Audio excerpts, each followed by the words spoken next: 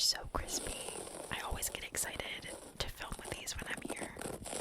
They're just like the crispiest combination of rug and carpet. So yeah, I hope you enjoy this. Sit back, relax, grab a snack. We'll just be whispering, rambling, talking about probably nothing important. Just hanging out. Yesterday, I filmed a public ASMR in IKEA, and I can't wait for you guys to see that. I'm so excited. I'll do like a whispered version of that as well. But yeah, I'm really excited for you guys to see that. It was funny. I'm not the most confident filmer, recorder when I'm in public. I feel like I just am getting to the point of feeling comfortable filming in front of my boyfriend, and like, never mind trying to film in front of strangers. So we got to IKEA like just as it opened, and somehow there was still a bunch of people in there, even though they literally had just opened when we got there. So I would kind of like walk with my boyfriend until we got to one of the like showrooms that was kind of quiet, and he would kind of stand outside the showroom area, and I would go in there and like tap and scratch on stuff, and then somebody would come almost every time, like a minute or two into me filming, somebody would walk into that room, so I would go back out, and each time my boyfriend was like, okay, now come over here, I found something else for you to tap on or scratch on. He was having a good time, like finding items or finding furniture that he thought would sound good for you guys. So when you see that video, feel free to let him know that he did a good job finding things. At one point, he was even like, "Oh, come tap on this like cabinet. It had glass panels," and he was like, "Yeah, but this sounds like good. It has like a deep sound." And I was like, "Oh my God, you're learning." Because I'm not the biggest fan of glass tapping, but when it's a thick glass that makes a deeper sound, I like it a lot. He's learning. So that was fun. We're gonna go to IKEA one more time to film before I leave. We're gonna try going right before they close instead of right when they open to see if it's a little less busy. So maybe I'll get a whole nother YouTube video worth of footage, and then I'll be able to do 2 of them. That would be nice.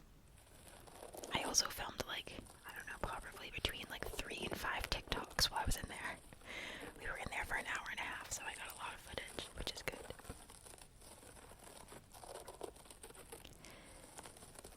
So this video, I just yesterday posted, what was it? It was the whispered version of the lid sounds, I think. And then this one will be next, so this will be the whispered version of the carpet scratching. And then on Thursday evening, I think, my days are all messed up. Wednesday, Thursday, I don't know what day it is. No, Wednesday night. On Wednesday night, you'll see the whispered version of the tapping and scratching around my boyfriend's house. And when I posted that, I got a couple questions from people about how we met, like, because we're long distance across different countries. So I'll do like a story time of how we met on that video, even though I know a lot of you already know the story because I've told it before, and if you've been here for a while, you've probably heard it multiple times, but I still get questions about it fairly frequently, so I will do that for the voiceover of that video.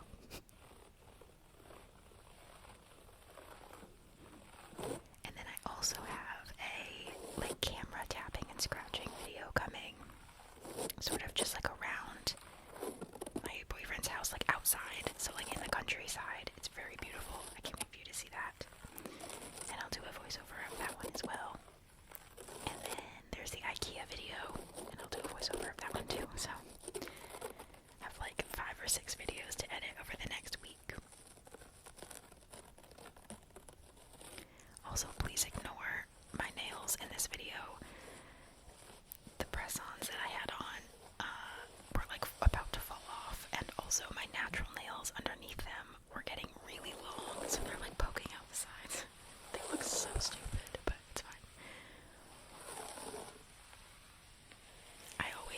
struggle between wanting my natural nails to grow out because I do want to film some videos with them. I do enjoy like natural nail ASMR from time to time. But if they grow out too long, they poke out the sides of press-on nails. So it's like, and then it looks dumb, you know, they look janky if my nails were like poking out from the corners. It's a constant battle.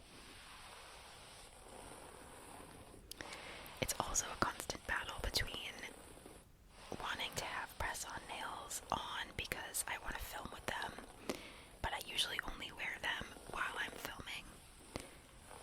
So when I don't have them on, I want my natural nails painted because if I have like plans, like today for example,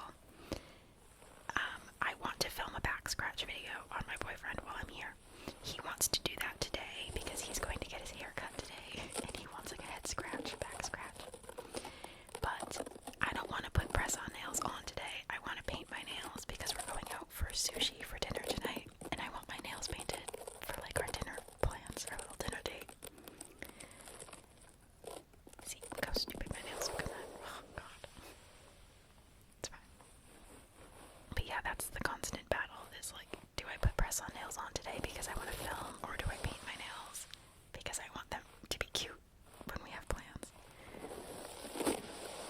Granted, I could just wear the press-on nails to dinner, but since I've developed the nail glue allergy and I have to use those little sticky tabs, like they barely work. I can put them on for like maybe an hour or two before they're like popping off. And the second they get wet, like the second I wash my hands or do any amount of dishes or shower, they all fall off. So they're just almost impossible to wear the press-ons like in public. But that's okay. We'll see what happens.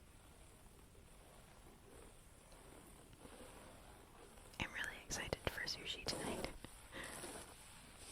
The restaurant, the sushi restaurant that we go to here is called King's. I think it's just called King's. And it's an all-you-can-eat sushi, which probably does exist in the United States. I'm sure it does somewhere. But it doesn't exist where I live. I've never seen an all-you-can-eat sushi where I live. So every time I'm here, we go to King's like at least once a week. And it's not like all-you-can-eat like buffet sushi. It's like a general, like real sushi restaurant. So you pay, I think it's probably like $50 a person, which is a bit expensive, but not really. I think that's pretty normal for like going out to eat a meal. Anyway, you pay $50 a person and you can order as much sushi as you want. You have a time limit. You can be there for 2 hours. You can order as much and eat as much sushi as you want. But obviously you can't take any home and you can't send more than 3 pieces of sushi back. So if you order like 50 pieces of sushi, you have to finish them or you're gonna pay extra if you send them back because they don't want you to be wasting food, you know, which I think is really smart. That's good. But it's delicious there. I love it so much.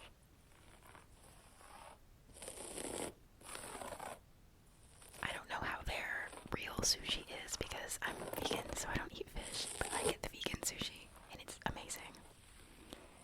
I think their normal fish sushi is good too though because everybody in my boyfriend's family really likes that restaurant, so I'm excited. I think this is the 4th time we've been since I've been here. And tonight we're going, it's my boyfriend and I, we're bringing his mom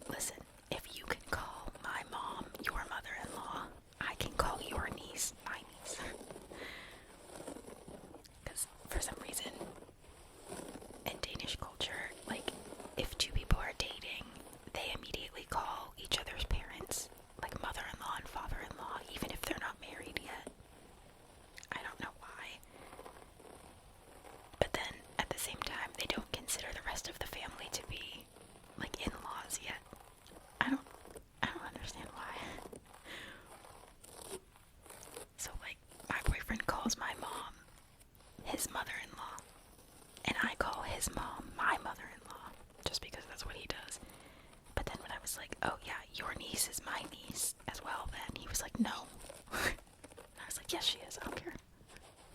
She's my niece, and I love her. And she's been begging us to take her out for sushi for like a week and a half now. Every day she's like, is it today? Are we gonna go soon? Can we go today? I'm busy. Can we go today? Can we go tomorrow? So finally today's the day. That'll be fun.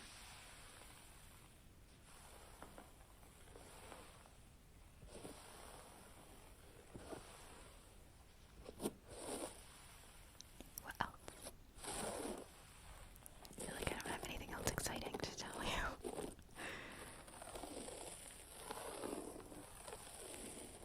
So scratchy. I wish I could hear the video while I do the voiceover. For some reason, when I add the voiceovers, like through an app in my phone, which is what I'm doing right now, I can't hear the video.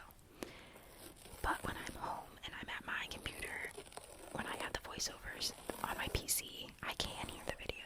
So I'm not sure what the difference is. I mean, it's a different, like, software, editing software that I'm using. But I don't know why in this one I can't hear the video. I can only hear my voice. But I know it's scratchy. It's a crispy scratch.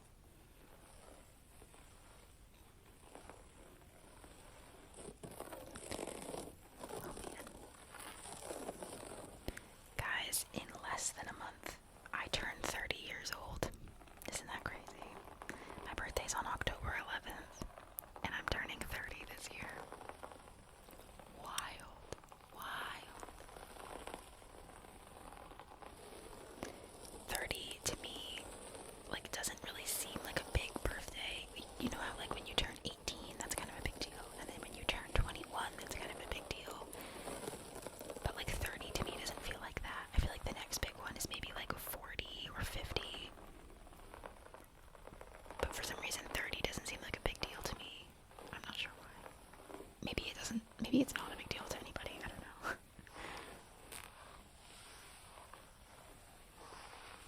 I know my friends have planned something, but I don't know what. They just told me not to make plans on the weekend of my birthday week. So I was like, okay. But I know that on the week of my birthday, I want to take myself thrift shopping, thrifting. I love thrifting so much. I have yet to find good thrift stores here in Denmark. If any of you are Danish watching this, please let me know where your favorite thrift stores are. Because I've seen like boutique ones, you know, where like this stuff is still really expensive. Or it's like genuine leather and vintage things, so it's like, it doesn't feel like a thrift, it just feels like a curated boutique. And that's not what I want. I want like thrift. So I'm excited to do that when I get home. Usually when it comes to the last like week of me being in Denmark, I try and make a list of things to do or to be excited about back home, because I get really sad that I'm leaving Denmark. So right now I'm trying to convince myself that I'm excited to go thrifting, even though I'd rather just be in Denmark. It's like I would just rather be here, but I'm trying to trick my brain into not being like completely depressed that I'm leaving.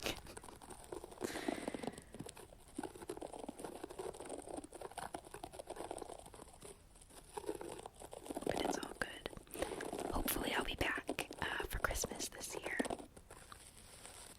My mom and I both want to be in Denmark for Christmas, so hopefully that happens. I'll be really excited.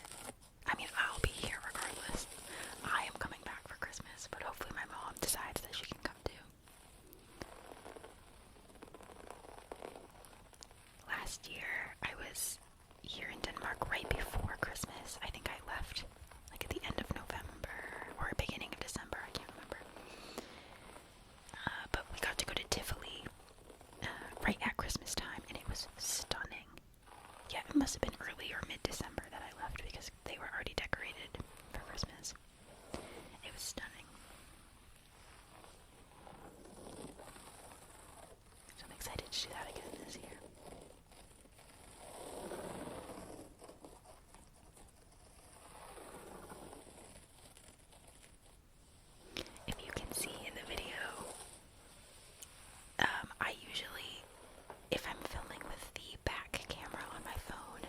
obviously can't see what I'm filming. So for this one, I set up my phone, and then I had my watch, my Apple Watch, like mirror my camera so that I could see what my phone was seeing to make sure I was like in frame and in focus. And I get questions about that a lot too. People are like, is your video playing on your watch? I'm like, yeah, I do that so I can make sure I'm in focus. I just need to get one of those like back camera screens so that I can see, but they're like kind of expensive for no reason. Like, it should just be a little Bluetooth screen, right? Like, why are they like $50 to $60 for a little screen that sticks on my phone? Shouldn't that be like $20? I'm confused. I do want to get one of those. Then I wouldn't have to have it on my watch, because some people are like a little annoyed by it sometimes. They're like, it's really distracting that video's playing on your watch. Okay, sorry. But I need to be able to see that I'm like in frame.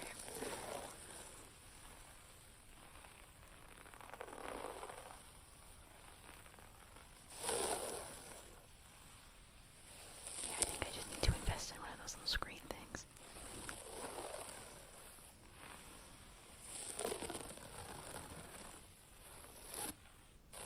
Maybe I'll find one of those at the thrift store.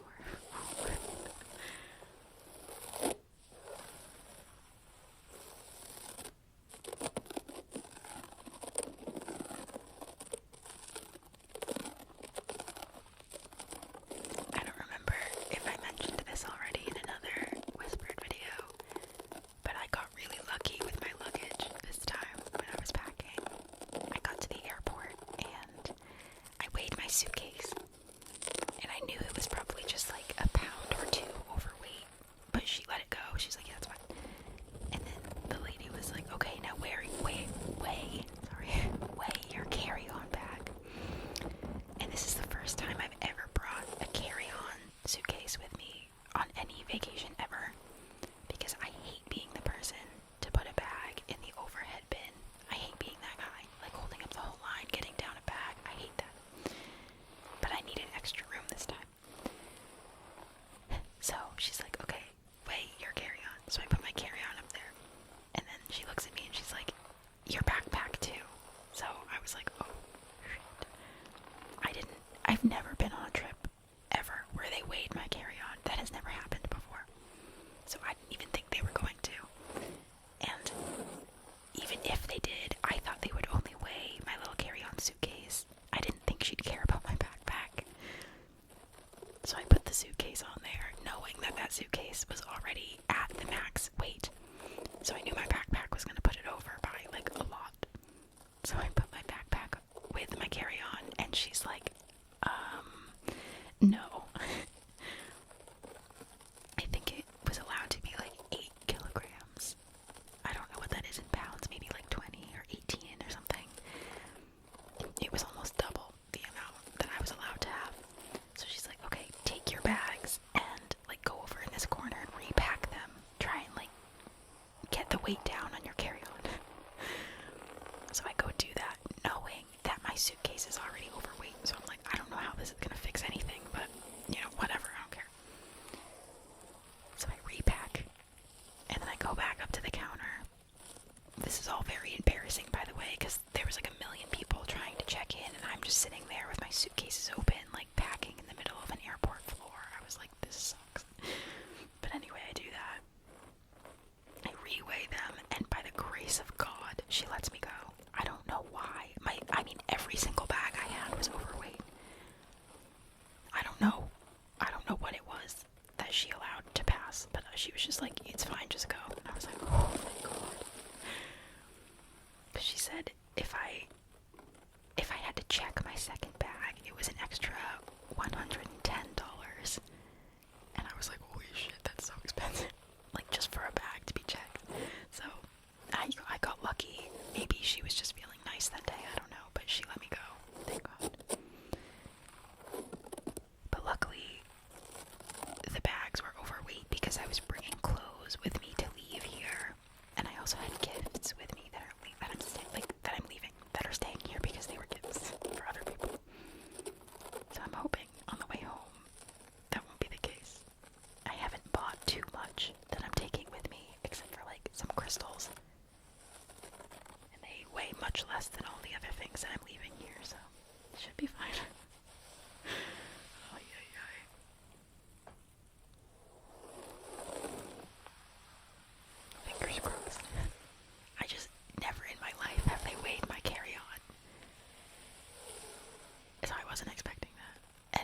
away my backpack too. Like, oh god, I was like, Jesus Christ, of course this is happening right now. Oh man. And probably on the way home, they probably won't even weigh my carry-on. Like, I don't know. Whatever.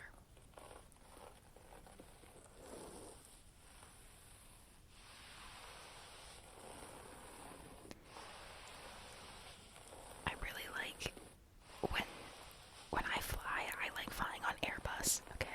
I'm an Airbus girly over Boeing. I try not to fly on Boeing planes, but usually I fly with Scandinavian Air, or SAS, they call it SAS. And for some reason, in the summer months, they use the airplanes that have like 2 seats and then an aisle, 4 seats and then an aisle, and 2 seats on the other side. So it's a 2-4-2 configuration with 2 aisles going down the plane. And I prefer those because I like sitting in like the seat where it's just 2 people, like me and one other person next to me. And I feel like those planes also have extra overhead storage. Like they have tons of overhead bins, so it's just easier. But I don't know why, but in the winter time, they use the regular, like, 3 seats, aisle, 3 seats, so just the 3-3 configuration. A much smaller airplane. I don't know if it's because more people travel in the summer, so they need bigger airplanes, or if it's because there's more turbulence in the summer, so they want, like, a heavier plane to kind of, like, make it less bumpy. I don't know why they do that, but I wish it was the 2-4-2 all the time. Also, a little travel hack, if I haven't mentioned this before. If you're flying on a plane that's a 2-4-2 configuration, pick the seats that are the 2 seats directly in front of the bathrooms. So there's bathrooms like at the front of the plane. Those are for first class. We can't use those unless you're flying first class. Congratulations. I've never done that. So there's 2 bathrooms in the front. Or 4. I don't know. There's bathrooms in the front. There's bathrooms in the middle of the plane, and then there's bathrooms at the very back of the plane. Sit in the 2 seats that are in the middle of the plane, directly in front of the bathrooms. They have nobody behind them, because right behind you is the bathroom. And I swear, you get like an extra inch of reclining room for your chair. I don't know if it's true. Because if I'm sitting where there's a person behind me, I don't recline my seat. I just feel guilty taking away their space, even though people in front of me usually do recline. I don't like reclining if there's people behind me. But if it's only the bathroom behind me, there's no seat there, I recline. And I swear you get a little bit of extra space to do so. So those are my favorite seats. It doesn't matter if you're on the left side or the right side of the plane, or even the ones in the middle. Just pick the seats right in front of the bathroom. And some people don't like to sit there because they feel like they can hear the, like, people washing their hands and flushing the toilet and stuff. But if you just have noise-canceling headphones, you don't hear any of that. And I don't care about being there. I feel like people never want to sit in those seats. Meanwhile, I'm like, oh, I'll take it. I'll take the extra inch of reclining room. I wonder if I have any other travel hacks. I'm trying to think. I would say, if you're traveling on an overnight flight, like a red-eye, especially if it's across an ocean, like a long overnight flight, bring an eye mask. That's like kind of, like, you should know that, you know? Bring an eye mask. Either bring noise-canceling headphones or earplugs. And if you are somebody that can use melatonin or Benadryl, maybe take one of those. I, however, cannot take melatonin because it gives me horrific nightmares.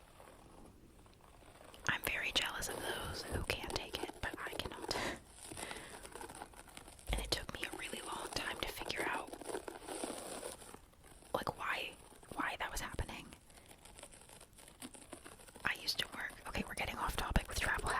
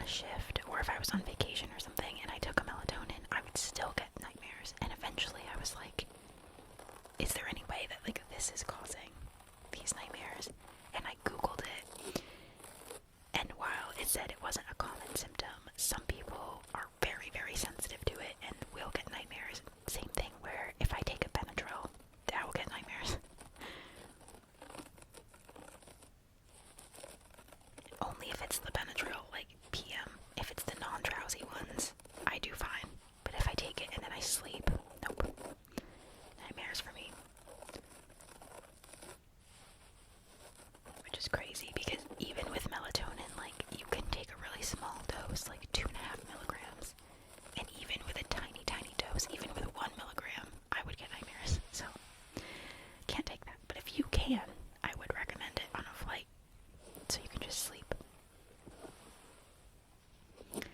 Also, if you have flight anxiety, like about turbulence or about flying in general, I recommend an overnight flight. They tend to be less turbulent. I mean, anytime you're like doing a transatlantic flight, so if you're flying over the Atlantic Ocean, there's going to be a little bit of bumpiness because it just is windy above the ocean. But overnights tend to be a little less windy than like daytime ones, a little less turbulent. I don't love turbulence. I really hate it, actually. But I'm like trying to be better about not freaking out when it happens, you know? I've learned that there's usually like 2 or 3 points in my flights where it's bumpy.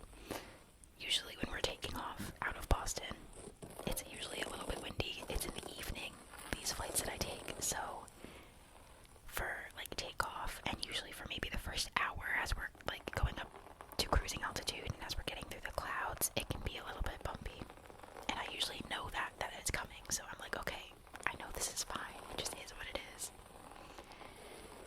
And then usually about 2 to 2.5 hours into the flight, as we're leaving the Canadian airspace, it gets really bumpy for a few minutes.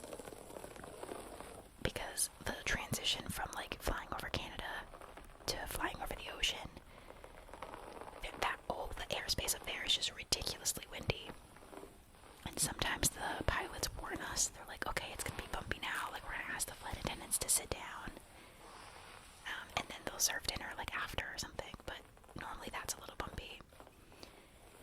And then again, as we're descending, coming through the clouds, like landing in Copenhagen, because it's pretty windy here in Denmark usually, but also because the like clouds are just bumpy. That's just how they are. So usually that is a little